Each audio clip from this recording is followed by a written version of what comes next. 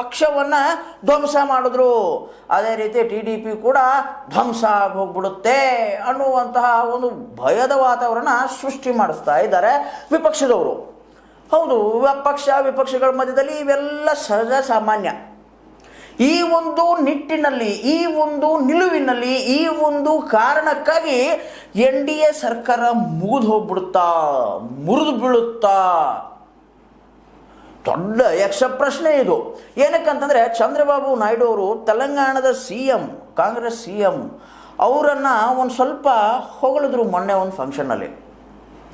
ಆ ಒಂದು ಕಾರಣ ಇಟ್ಕೊಂಡು ಇಲ್ಲಪ್ಪ ಚಂದ್ರಬಾಬು ನಾಯ್ಡು ಅವರು ಇನ್ನೂ ವಾಪಸ್ ನಮಗೆ ಬರ್ತಾರೆ, ಇಂಡಿಯಾಗೆ ಬರ್ತಾರೆ, NDA ಗಠಬಂಧನ ಮುರಿದೋಗ್ಬಿಡುತ್ತೆ, ಮೋದಿ ಸರ್ಕಾರ ಕೊಲ್ಯಾಪ್ಸ್ ಆಗಿಬಿಡುತ್ತೆ.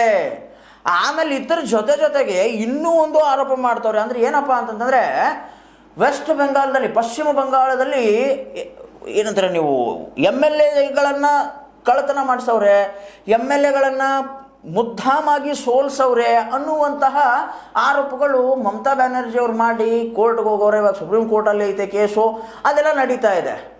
ಆಮೇಲೆ ಅಲ್ಲಿ ಸೀಟ್ಗಳು ಕಡಿಮೆ ಬಂದಿದ್ವು BJPವು, ಅದನ್ನು ಇವರು ಹೆಚ್ಚಿಗೆ ಮಾಡ್ಕೊಂಡವ್ರೆ.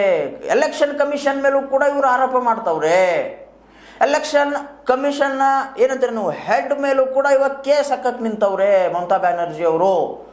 ಅದೇ ಒಂದು ಏನಂತೀರ ನೀವು ಆ ನೆಲೆಗಟ್ಟಿನಲ್ಲೇ ರಾಹುಲ್ ಗಾಂಧಿ ಅವರು ಇನ್ನೊಂದು ಆರೋಪ ಮಾಡ್ತವ್ರೆ. ಏನಂತಂತಂದರೆ 2000